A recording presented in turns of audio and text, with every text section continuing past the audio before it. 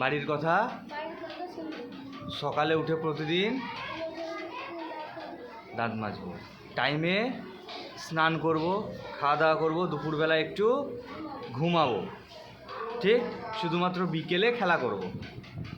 আর পড়ার সময় কী হবে? পড়ার সময় পড়া হবে, লেখার কাজ হবে। এবার থেকে যেগুলো লেখার কাজ থাকবে সেই লেখার কাজগুলো সুন্দর করে হবে। কোন দিকে তাকাচ্ছ? হাত জোর করো। লেখার কাজগুলো কিভাবে হবে? ভালোভাবে। হ্যান্ডরাইটিং কেমন হবে?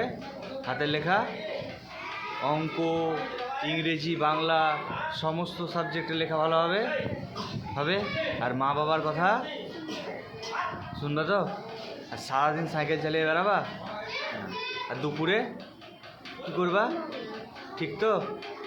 হ্যাঁ, এর অবাধ্য হবে না তো? কনফার্ম? বেশ।